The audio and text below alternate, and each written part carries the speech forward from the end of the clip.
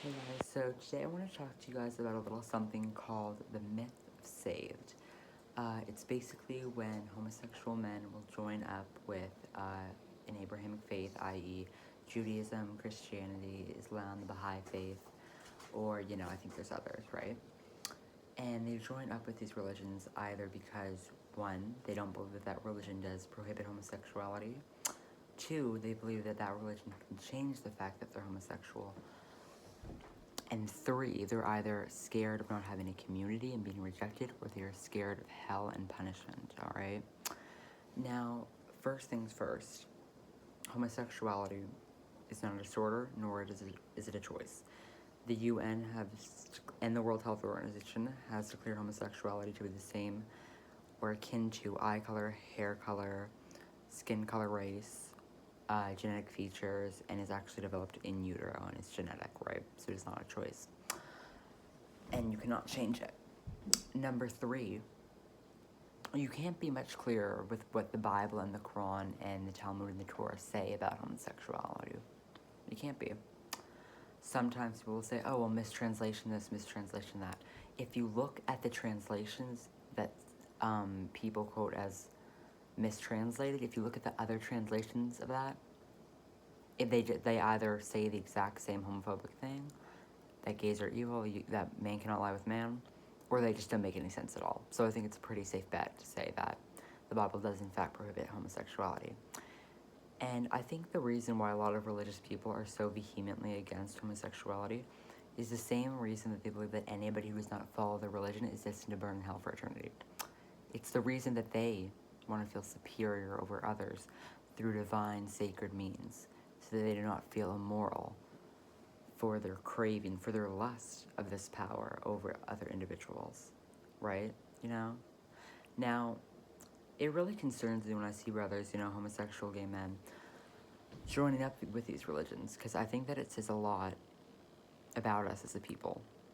I think, obviously, the gay scene, I'm not trashing the gay scene, right? But no gay club, no gay bar can offer the same sense of community that a space of worship can. No gay club or bar can provide the sense of faith, of divinity, of purpose, of God, of safety, of sanctity that a church or a mosque can. Right? Now, with that being said, you can still attain the divine if you're gay. I certainly have. Well, okay, that's egotistical.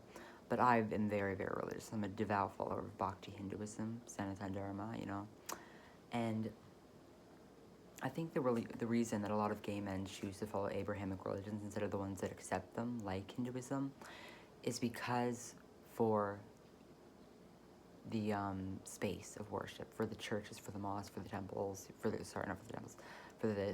temples, for the churches and the mosques, and so that they are not rejected by society, and so that they can kind of rationalize to themselves that,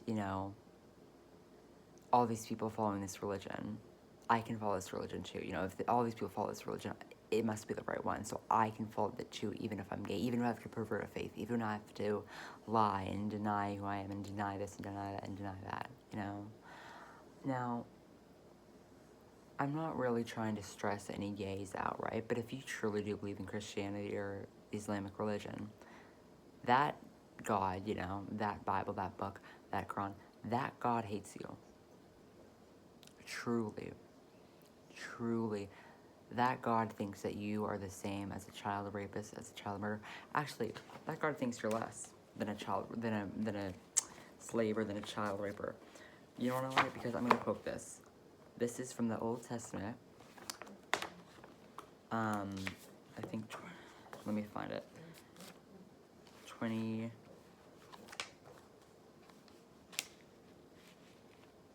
years. Not 22 years. 21. Laws regarding slaves. These are the rules you shall lay before them. When you purchase a Hebrew slave, already after that start, he has to serve you for 6 years, but in the 7th year he shall be given his freedom without cost. Isn't that lovely? Only 6 years a slave? Isn't that lovely? What about in Exodus, where it says that you can sell your daughter? What about in the Old Testament, where the God demands sacrifice. That doesn't sound like God to me. What about the Islamic prophet being a child pedophile and marrying a 9-year-old girl and consummating her? No, marrying a 7-year-old girl and then consummating her when she was 9. And there's something undivine about us. Let me tell this to all the gay brothers, and I want the people in the back to hear me right now when I say this. We don't need to follow these faiths. We don't need to pervert them. We don't need to change who we are for these faiths who are immoral, who are disgusting, who have no theological or moral grasp of the true nature of God, right? And I think at the end of the day, how I really want to finish this off is, if you're gay and you think that you're saved because of Christianity or Islam or that, you don't need to follow those religions to be saved, baby. There are faiths that love you, that accept you, that don't see you as the ultimate other, like so many do. And why is it that you think that God would ever want his religion, his only religion, to hate you for so many years, to hate you forever, and then just one day, oh, you're like, oh, well, it's a mistranslation, or, it's okay, I'm changing. Because no, you're not changing, and it's not a mistranslation, and those gods hate you. But there are faiths that accept you, there are faiths that love you. I think Hinduism is one of them, Buddhism. I don't think Buddhism is really a religion, I think it's atheism. Mispackaged. And at the end of the day, I really want to say is, we don't need to follow the teachings of a child pedophile. You don't need to follow the teachings of a man who, accepted slavery, who advocated for slavery. We don't need to. Jesus was also married a child. Jesus married a child too. And we don't need to pervert these faiths. We don't need to change who we are to attain God. We don't, because homosexuals already are divine. Alan Hart was a homosexual. He's the man who discovered nuclear medicine. Alan Turing, he's the man who cracked the Nazi code. Alexander the Great. Alexander, I don't need to tell you who he is. He had a wife, but he also had a homosexual lover. Oscar Wilde, Walt Whitman. Our contributions to literature, to science, to education, to philosophy are countless. We had transgender priests in Greece. We have transgender marriage rituals in India.